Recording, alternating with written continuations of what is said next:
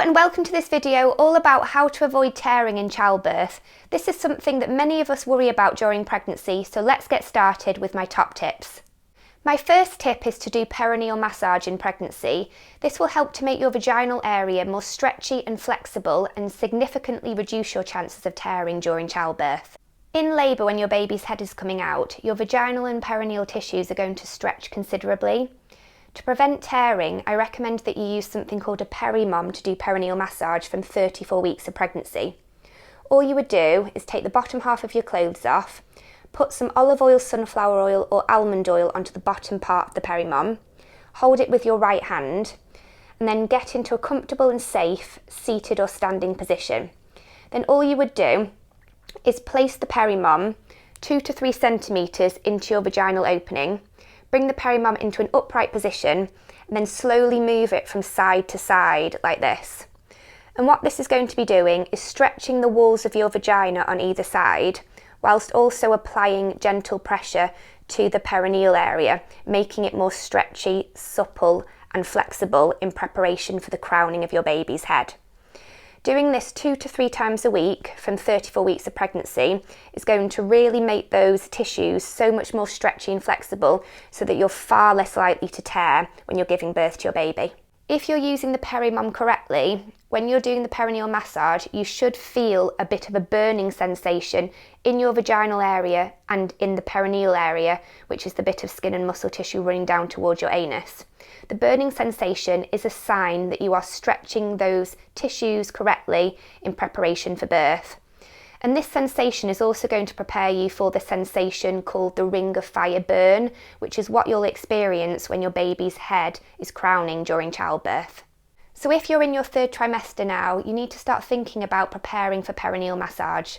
And when you hit 34 weeks of pregnancy, I recommend that you do perineal massage 2 to 3 times a week for at least 2 to 3 minutes each time. If you'd like to get yourself a Perimom, click the link in the video description box below and access 10% off using my special code. My next tip is to get into birthing positions that put minimal strain on your perineum, and these include kneeling and being on all fours. And when you're in those positions, it's best to adopt a Kiko presentation, and that means knees in, calves out. Put simply, you bring your knees a bit closer together and place your calves or lower legs slightly further apart. To ensure that kneeling is comfortable for you, it's best to lean over a surface like the backrest of a hospital bed, a chair, sofa, birth ball or birth pool. And if you're on all fours, allowing your head and neck to hang low is good to prevent it from getting stiff. Also, kneeling on top of cushions or pillows rather than a hard surface will be better on your knees. These positions open up the pelvic outlet like this and allow there to be plenty of space for your baby to descend smoothly and easily out of your birth canal. Your baby will respond to the gravitational pull of the ground and be guided down and out of your birth canal smoothly and easily. This extra space also means that you won't have to strain and strenuously push to birth your baby. What's more, kneeling or being on all fours is usually most comfortable when giving birth because you're working with gravity. My next tip is to breathe your baby down with each contraction, and by using a hypnobirthing breathing technique, you're going to be oxygenating your body better whilst optimising blood flow to your vaginal and perineal tissues, which is really important if you want to prevent any tearing. So there are 2 breathing techniques that you can potentially use for the birthing stage of labour. One is called down breathing and the other is called J breathing. And it's important to practice both of these breathing techniques to figure out which one you feel most comfortable with using. Down breathing involves you taking a deep breath in through your nose like this, then doing a purposeful exhalation of breath out through your mouth like this. And you would simply repeat that breathing cycle over and over again whilst you're having a contraction, then breathe normally in between contractions.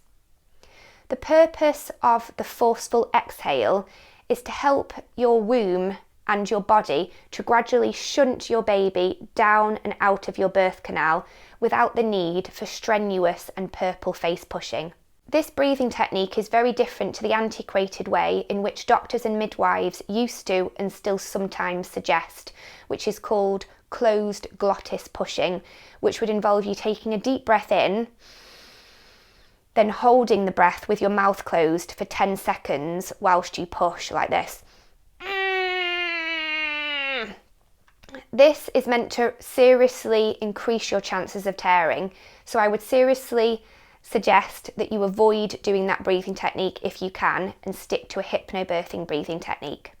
So let's practice a few cycles of down breathing now. In a moment, I'm going to ask you to take a deep breath in through your nose. Then as you exhale, I want you to purse your lips and push the breath out through your mouth as you make a whooshing sound like this. Okay? So sit up, make sure that your shoulders are relaxed, that you're not slouching, that your hands are relaxed and loose, resting on your lap. Close your eyes if you want to, or you can keep them open. Okay, take a deep breath in through your nose. Then whoosh that breath out as you push it out through your mouth. Good, breathing in. Pushing it out. In. Out. In. Whoosh it out. Last one, in, out. Well done. The second breathing technique that you could use is called J breathing. Again, this would involve you taking a deep breath in through the nose, then doing a low ooh sound as you gradually let the air out through your mouth. And again, you would repeat this breathing technique over and over again whilst you're having a contraction, then breathe normally in between. Some women find that they prefer to use the J breathing technique to down breathing because by making that low ooh sound as they exhale, they feel that they're able to let go of additional tension build up in the body or the birth canal.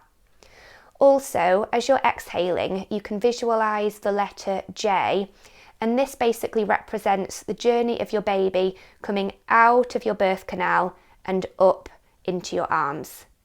So let's practice a few cycles of J breathing now. In a moment, I'll ask you to breathe in deeply through your nose.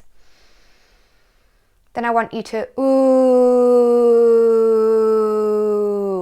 as you breathe out, okay? And we'll do that 5 times in a row. Please make sure that you're not slouching, that your shoulders are down and relaxed, that your hands are gently resting on your lap, and you can close your eyes if you want to. Okay? Breathing in through the nose. And then, ooh.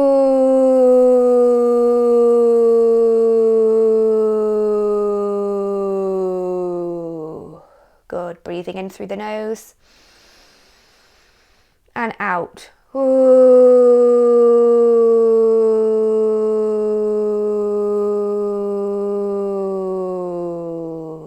Good. Breathing in and out. Ooh.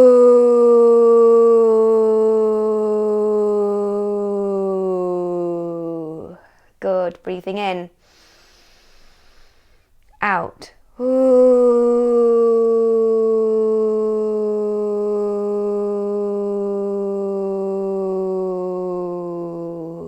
Good. Last one. Breathing in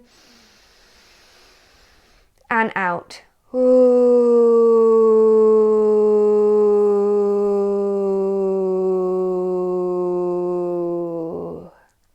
Well done. Okay, so now it's just a question of you deciding whether you prefer down breathing or J breathing. And once you've made your decision, make sure that you practice that breathing technique a few times a day for 4 to 5 cycles at a time. So you can practice in the morning, the afternoon and the evening. But make sure that you are practicing so that that breathing technique becomes instinctive for you to use when you're having contractions and giving birth to your baby. My next tip is to give birth in water if you can. The great thing about being in water is that it helps to soften and relax your body and your vaginal tissues, making them less likely to tear. Warm water is also a great pain reliever and can make your contractions more manageable when you're giving birth. So if you can get into a bathtub of warm water or a birth pool, that's really going to help you. Just ensure that the water temperature is between 37 and 38 degrees Celsius. Hotter than that is not going to be safe for your baby, and colder than that is not going to be good for optimal relaxation. Ask your care team if a water birth is possible for you, and if it is, check if birth pool facilities are available in your chosen birth setting. And my final tip, if you can't give birth in water, is to use a warm compress during birth. Now this doesn't sound like much, but by applying warmth to your perineum when your baby's head is coming out can significantly reduce your chances of having a severe tear, whilst providing some discomfort relief from the ring of fire burn. A warm compress is simply using something like a face cloth soaked in warm water and wrung out, then having your doctor or midwife apply it to your perineum with gentle pressure as your baby's head starts to crown until your baby is fully born. Of course, you may have to re-soak the washcloth in warm water and reapply it, but this is going to be a great alternative if you don't have access to a birth pool or a bathtub, or it's just not possible for you to have a water birth.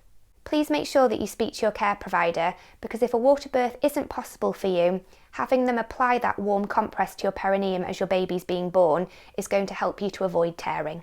Now, whilst it isn't possible for me to 100% guarantee that you won't tear, by following these tips, you're going to significantly reduce your chances of tearing and stack all of the odds in your favour for avoiding tears. What I really want you to avoid is a severe tear, and that would be a 3rd or 4th degree tear, which is a tear into your anus, and that requires surgery in theatre and can take quite a few months to heal. If you do tear and you follow these tips, it's likely that you'll have a very superficial tear that may or may not need a few stitches. But most of my hypnobirthing mums who follow these tips do not tear at all, which is absolutely fantastic.